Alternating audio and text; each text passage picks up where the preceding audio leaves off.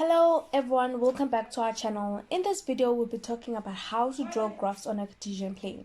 This video is in our Cartesian plane playlist and it's video number 2. So please make sure you go and visit the first video if you don't get some concepts in this video. So let's get straight into it. So we are going to consider a line y is equals to 2x minus 4 for our explanation purposes. So consider the equation y equals 2x minus 4. The value of y, so this value on our left, the value of y will depend on what the value of x is, because the x is the one that we keep changing. For example, if x is equals to 3, then the value of y will be, so you calculate, so if x is 3, so right there, let me use another color. So if x is 3, then what is y?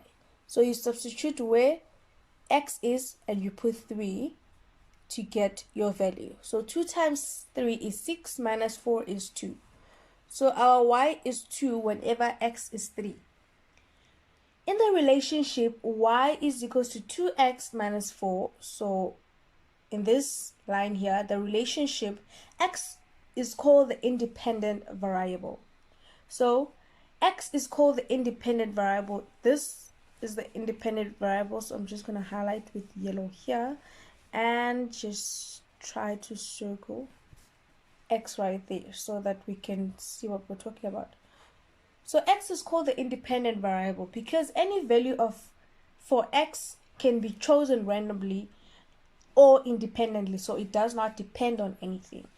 It is the one that we keep changing. So if you know what an independent variable is, it's a variable that we keep changing. It does not depend on anything. It's independent, right? And then we get y, which is called the dependent variable. So I'm going to just circle it with the red there and then circle it with red. That's our dependent variable. As you can see, y is on our left hand side. So to get y, we need a certain value of x. So as we keep changing x, y keeps changing. So y depends on the value of x. Y depends on what we put or we substitute x as. That's why we call y the dependent variable, because the value of y depends on the value of x. We will now select a few values for x and then calculate the values of y corresponding to these values of x. We'll use a table to represent the information. So we're going to do that by just doing that. So let's select x element of -2, -1, 0, 1, 2. This notation here means we are selecting x values from -2 to 2 to +2. So we're selecting -2, -1, 0, 1, and 2. So if this is our x on top,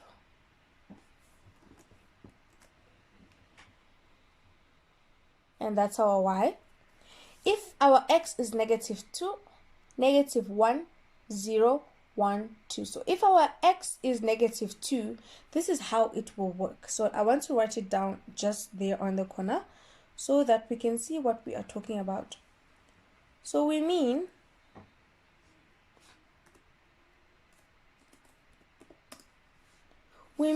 if, so using the formula on the previous page, which is 2x minus 4. So we mean y, if y is equals to 2 and our first value, as you can see right there, is -2.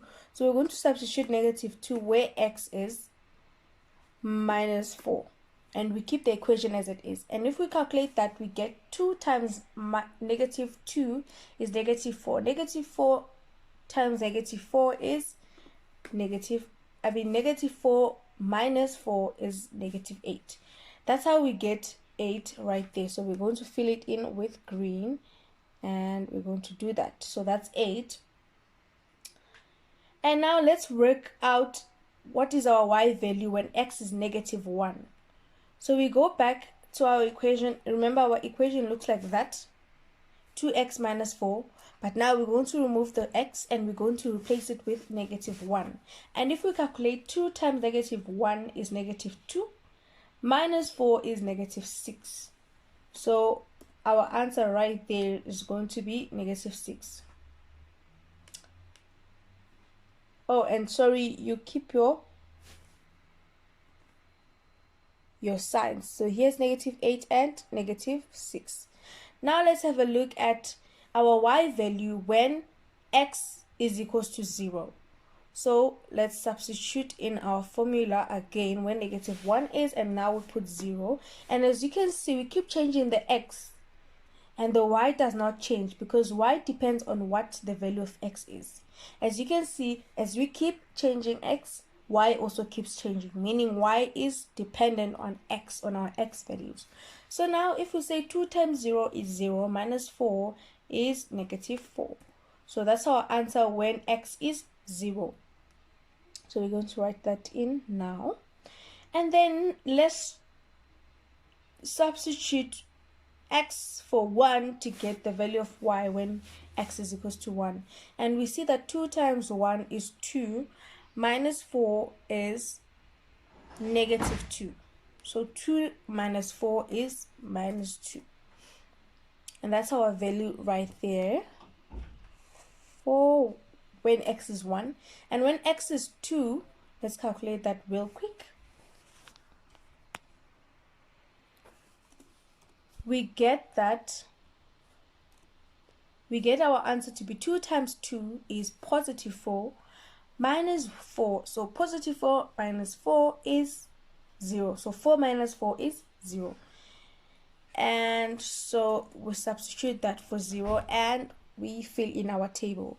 And we can see that for x element -2 to +2, we have our y values -8, -6, -4, -2, and 0.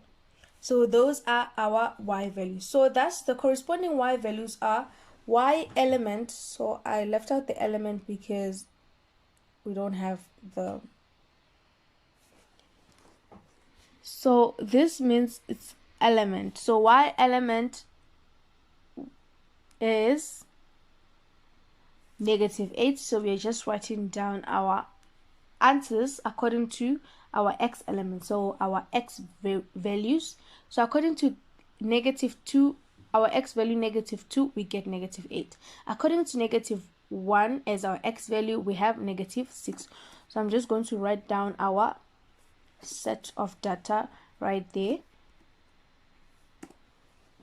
And in this form is called the set notation. Now we move on to now plotting the graph. So as I said, or if you recall in our previous video, we said that a coordinate is made out of 2 points, and the first point is our x, then our y value that corresponds to x. So our y value depending on this x value. So that's a coordinate. So looking at this, we can see that this is one coordinate. This is one coordinate. This is, so let me use different colors so you can see what I'm talking about. This is one coordinate. This is one coordinate. This is another coordinate. And that is another coordinate, separated by a comma, separated by a comma, separated by a comma. So our first coordinate is the x coordinate, and our second coordinate is the y coordinate. So now let's take this table or these coordinates. So in this case, we have 1, 2, 3, 4, 5. We have 5 coordinates, so we need 5 points on our graph at the moment. So let's quickly plot on our graph. So we have -2 to -8. -2 is our x value, right? -2 right there is x, and our y value is -8. So you're going to go to -2, which is right there. I'm going to use a different color. Let's use yellow. So there's -2, right? And from that point, so let me just recap on how to plot a point. So from the origin, we can see that our x value is a -2. So we move 2 times to the left. So from the origin, which is where the two x's meet, we move 2 times to the left. So 1, 2, and we're at -2. Then from that point, -2 on our x-axis, we move 8 times downward because our y is -8. So we move downward 8 times. So 1, 2, 3, 4, 5, 6, 7, 8. Yes, and then let's go back. So we have our first point, and let's make it a bit bigger to just differentiate it from the points we are making that are helping us to plot the points. That's our first point. And then we look at -1 and -6. So -1 is our x, and it tells us that we move to the left where it's negative, right, once. So there we are, a -1. And from there we move downward 6 times. So we move downward 6 times. So 1, 2, I don't know if you can see my arrow, but let me use this hand. 1, 2, 3, 4, 5, 6. So it's 1, 1, 2, 6. And that's where you plot the other point. So right there. And then we have our next point is 0 to -4. So where is 0? Right there. 0 is our x. And from that x point, we move 4 times downward. So 1, 2, 3, 4. And our point is right there on the y-axis. And a point that crosses on the y-axis, or a graph, if a graph cuts the y-axis, where it cuts the y-axis is called the y-intercept, because it intercepts the y-axis. But we'll learn that in a later stage. Then we have 2 more coordinates to plot. So in this case, we have 1 and -2. 1 is right there. We move, so it's +1. We move to the right once, so we are right there. And from that point on the x-axis, we move 2 times downward. So from here, let me just use from this point here, we move 2 times downwards because our y value is -2. And if you still don't know how to plot points, please refer back to my previous video. So 1, 2, and we make a dot right there because that's where our point lies. And yes, let's make it slightly bigger. And then we have 2 and 0. So 2 is our x, and it tells us that we move twice to the right. So 1, 2. And from that point, we move how many times down or up? 0 times. So we stay at 2 because we don't move. We stay at 2. And as we can see, we have somewhat a straight line. Our dots are forming a straight line. So we are allowed to join these lines and assume we have a straight line. Let me explain why indeed we have a straight line. In this case, if you haven't noticed, we were using integers, right? Let me just draw our straight line, and our straight line will put arrows on it because it's continuous. It's continuous. And looking at our straight line, we can see that there's a bit of spaces in between our dots, only because we used integers. We used integers -2, -1, 0, 1. What if we used half, a half, or 2,5, 2,8, 2,3? It will give us value. So let's do that on our next slide and see if we get that straight line.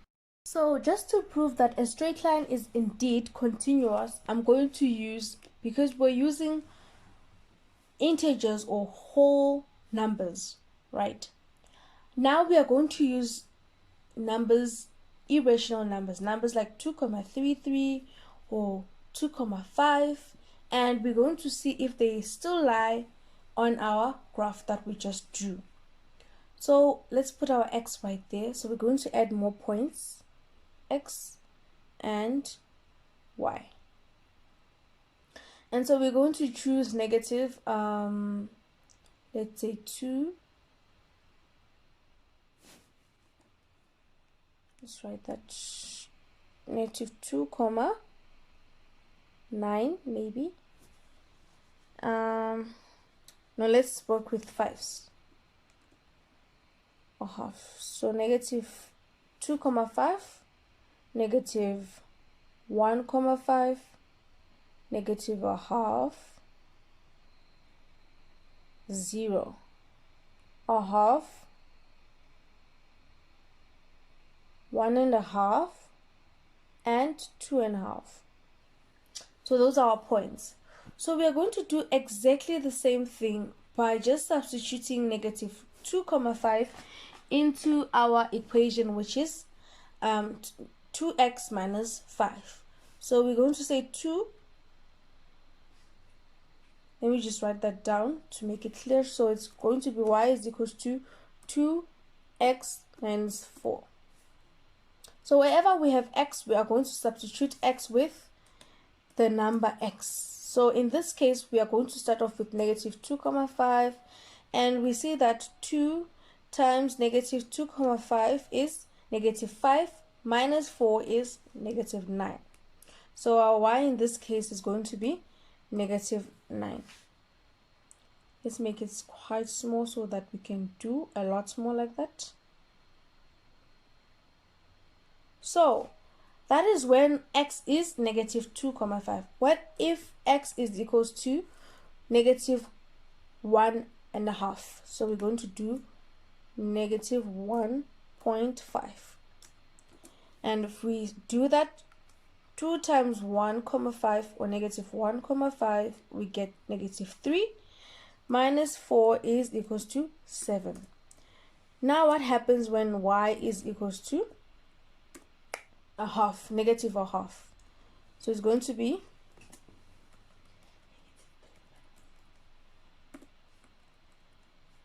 negative a half minus 4. So it's going to be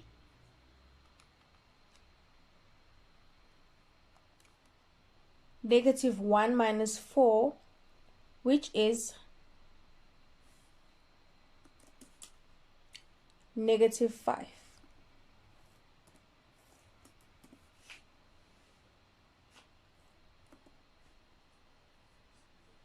And yes, we keep going and we are going to realize, or let's just keep going. So y is equals to 2 times 0. And I think we already done this one in the previous slide. It's going to be negative 4. So let's try it. So 2 times 0 is 0 minus 4 is minus 4. And what if y is equals to a half? So that's positive a half. So 2 times a half, which is 1, minus 4, which is negative 3. So let's fill what we have. Let's fill it in our graph. We're going to have negative 9, negative 7, negative 5, negative 4, negative 3. So let's substitute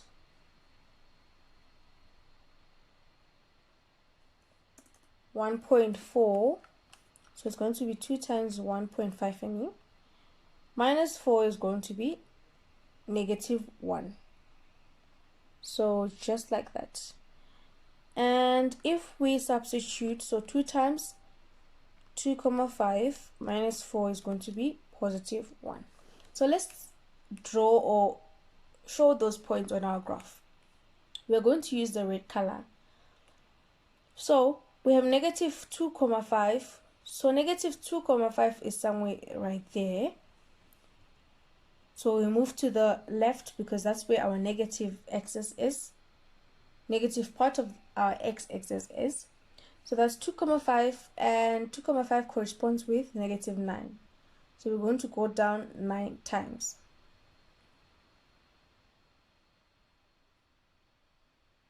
Okay, let's pretend 9 is down there. And then we have negative 1 comma 5. Negative 1 comma 5 is somewhere there. And the y value corresponding to that is negative 7. Negative 7 is right there. So we're going to move down something like that. and negative 7 is right there. And as you can see, our line really does fall on top of that line, straight line we just drew. Okay, let's go on. Negative a half, and negative half is right there, corresponds with negative 5. So let's see if it really does correspond with negative 5 as our y value. So we go down, and we can see that our negative 5 is right there. So our negative 5 is right there, and our point really does lie on the straight line. So if we were to choose negative 0.75, it will still fall somewhere on the graph, somewhere right there. So let's just keep checking. So 0 and negative 4. So our x is 0, meaning we don't go anywhere. We stay on our origin, and we move downwards 4 times, and we can see that our line crosses that same point. And then half and negative 3. Our half is right there, negative 3 is right there, and we can see that our line. So as you keep going and as you keep choosing lines that are in between, you'll find out that this is actually, this line here that appears to be dots with appears to have dots that are separated, is actually a continuous increasing line. So we call that a linear functions. So all the points together form the graph of a straight line called a linear function. And we are going to learn more about linear functions in the future. This graph is therefore made up of many points, and the graph moves from being discrete, so meaning the dots are far away from each other, to becoming continuous. The values of x are no longer restricted to integers, and all real numbers are used as inputs. So we use all real numbers as inputs. So what we do is simply draw a straight line through a few points to indicate the continuous nature of the graph, because it's very ridiculous to choose points like 0, 1, 0, 2, 0, 3, 0, 4, 0, 5. That will not, it will still form the graph, but it's quite ridiculous. Why not just choose whole numbers like 1, 2, 3, 4, or 2, 4, 6, 8, or something like that? Arrows are drawn on either ends of the line to indicate that the points continue to increase in number in either direction. So as you can see, my black line has arrows because it shows us that the more you keep plugging points, if you plug 10 into 2 times x, which is, so we substitute x as 10, 2 times 10 is 20, minus 4 is 16. So this point here on 10 is going to be somewhere there, up there. I don't know if you can see this red, but right up there, and you won't see it in this page or graph because of technical reasons. So this graph is continuous, and we just have to believe that. Now let's look at another example. So let's have a look at y is equals to x squared. So the first thing we do is to just choose numbers, just choose numbers that we are going to choose as x. So we're going to represent y through x by choosing numbers for our x values. So in this case, we're going to start from negative 2 as always, negative 2, negative 1, 0, right? 1, 2. Or maybe start from negative 3, negative 2, negative 1, 0, 1, 2, 3. You can choose any points on x that you want, and it should still make mathematical correct. It should still make sense mathematically. Excuse me for that. So now we are going to say what happens to y, or what is the value of y when x, as you can see, our graph is x squared, right? So we are going to substitute x in this case, and we're going to substitute it with negative 3. So if you say negative 3 squared, we are going to get 9. If we say negative 2 squared, we are going to get So negative 2 to the power of 2, we get 4. And if you keep punching that on your calculator, you'll get the following values. So I just want to save time for us, and we're going to get 9, 4, 1, 0, 1, 4, and 9. Now we have coordinates, so this is our x and y for the first coordinate, and so forth. So now let's have a look at how we would plot the points and then join the points to create a graph. So for our first point, we have negative 3 to 9, right? Negative 3 is our x value, meaning from the origin where my green point is, we're going to move 3 times to the left because that's where our negative number line is. So we're going to move 3 times, and notice that our units have changed. So we start with negative 2 to negative 4, negative 6. So we're counting in twos. So we will need to find negative 3, which is in between 2 and 4. So negative 2 and 4. So that's where so it's right there in the middle. That's our negative 3. So we said negative 3 to 9, right? Positive 9. Anything squared, so that's a rule that we're going to learn in a later stage. Anything squared is positive. If it's a negative number like negative 3, as you can see in this table, negative 3 and 3 squared will still give you a positive 9. So we go to negative 3 and we move upwards 9 times. But considering that our y-axis is labeled in twos, we're going to look at where 9 is, and it's going to be right there where my green dot is, and I'm going to make the dot bigger to just indicate that that's where our first coordinate is. And we are going to look at negative 2 to 4. Negative 2, so meaning we're going to move to the left twice, 2 units to the left. Why? Because it's a negative 2, and at the left is where our negative number line is. So negative 2 is right there, so I'm going to indicate it with a yellow dot. And from that point, we are going to move 4 times upwards. So from this yellow point, we are going to move 4 times upwards, and we're going to look at this point right there. Now I'm going to plot the other points as usual and quicker because I am assuming you now know how to do it, considering the previous video I did and the previous example we just did together. So negative 1 to 1.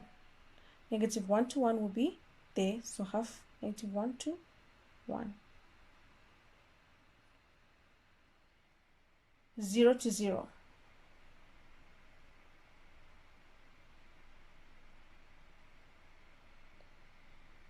1 to 1.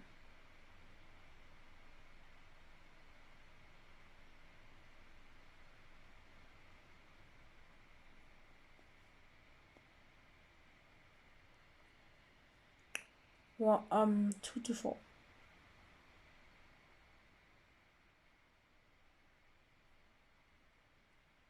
3 to 9. And we can continue putting numbers, so we can put 6 maybe. 6 squared is 36, and 36 is going to be somewhere up there. Let's choose 4 for now. 4 squared is 16. Negative 4 squared is also 16, and you can double check that with your calculator. And we see that we form somewhat a U shape, and that's called a parabolic function. We're going to learn that at a later stage, but for now and for our learning purposes at the moment, we don't need to concern ourselves with that. So we have a U shape, and try your best to make it U shaped, and always put arrows at the end of your graph, meaning as we keep plugging points, our graph will keep going upwards and expanding, so it will never stop. It's a continuous graph because of how our function is made. So y is equals to x squared. If you put 100 squared there, you would still get an answer of 10,000. So yes, that's how you do this question. So you basically, it's not necessarily which point you plotted first. No, it's after plotting multiple points, what kind of shape does your dots form, and then you follow out that shape. So let's have a look. I think I have one more example before Yeah, I think 2 more examples. So let's choose negative. So now I'm just going with the flow. So yes, let's start at -3. So I'm going to be a bit quicker now. -2 times -3 is 6. 6 minus 2, 4. -2 times -2 is 4 minus 2, 2. -2 times -1 is 2 minus 2, 0. -2. -1 times 1, -2 minus 2, 0. So we're going to have -6 right there and -8.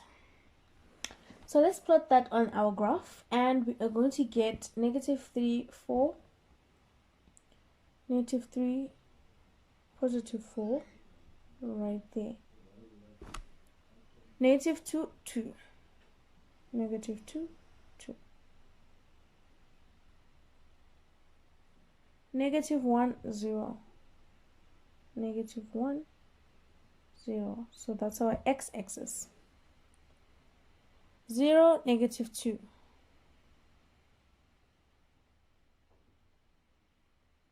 1, 0. Okay, 1, 0. Okay. 2, -6.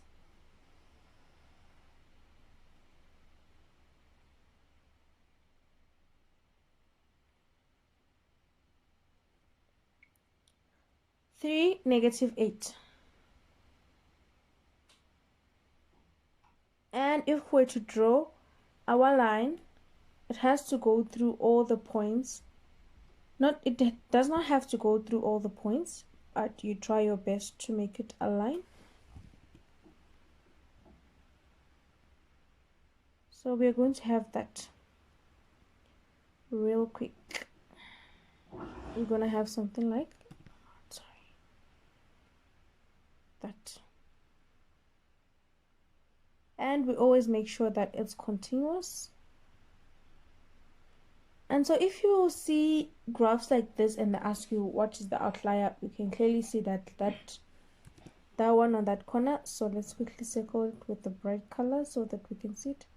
That point right there is suspicious.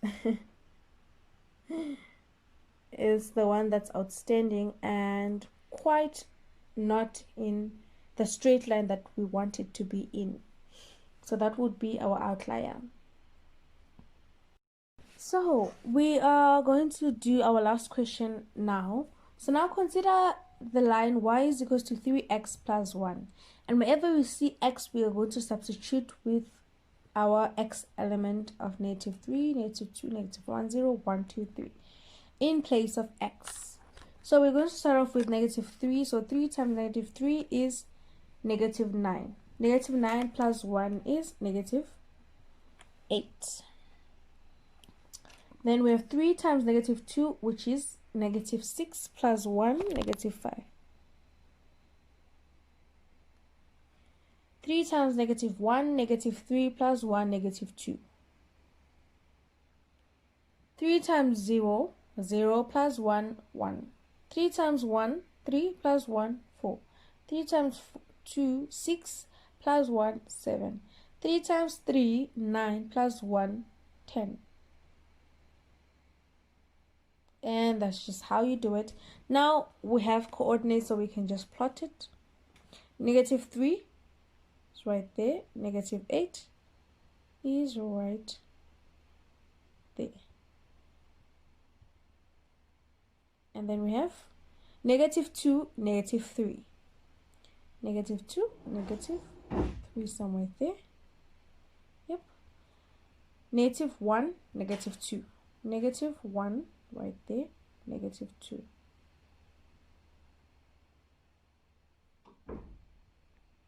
0, 1.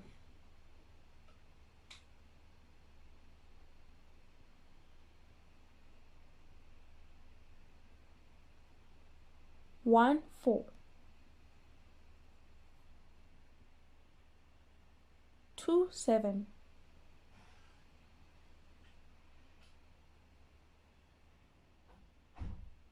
3, 10.